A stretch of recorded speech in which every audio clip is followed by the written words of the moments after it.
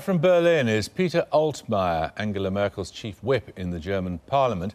Mr. Altmeier, have you estimated how much this tax would raise? No, we have no estimation made so far.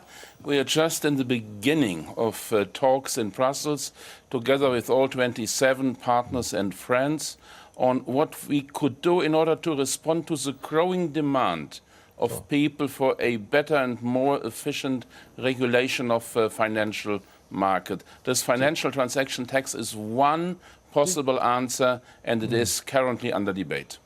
Do you know how many jobs would be lost as a consequence of the imposition of the tax? I don't believe too many jobs would be lost. Well, according to the British Chancellor, the European Commission estimates about half a million. At many occasions.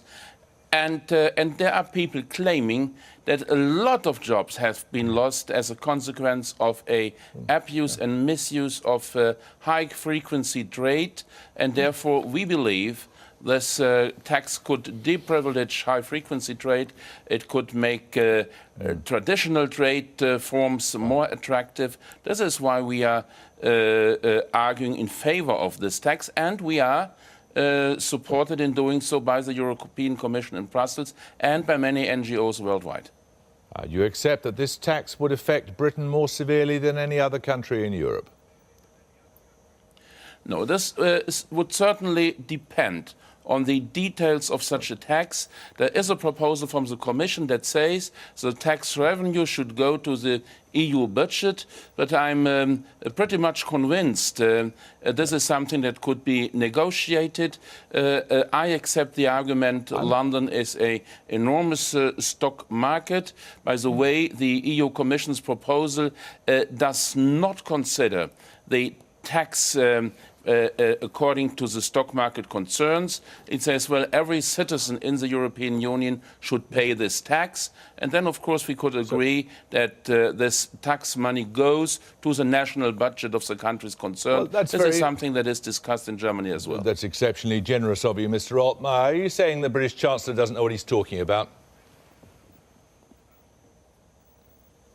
Well, there is an ongoing debate in the UK, as I have learned from this introduction on TV. I'm sorry, forgive me, you're misinformed.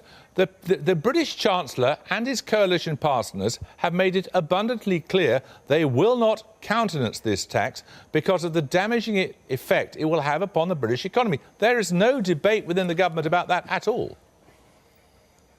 No, there is a debate in the UK, but if this is the position of the government, then it will be certainly explained in one of the next ECOFIN meetings, and that means there's no chance of applying it to the entire European Union, and this would mean that we would consider introducing it within the Eurozone.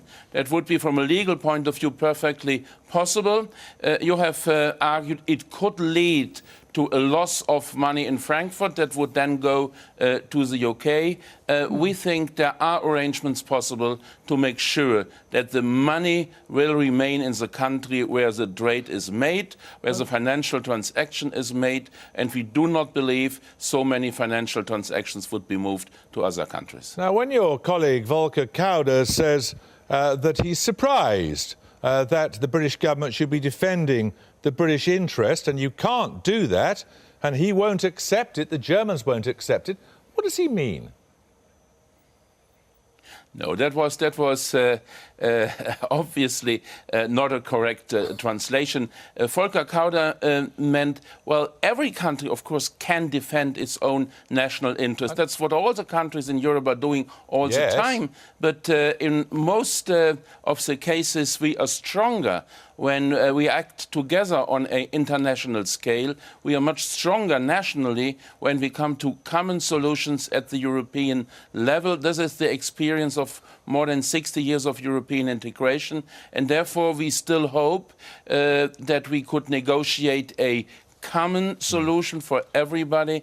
If this is not possible because the United Kingdom would prefer to stay away, then of course it would be up to the countries of the Eurozone to consider whether they could do something together. Well, good luck to you, Peter Altmaier. Thanks for joining us. Thank you.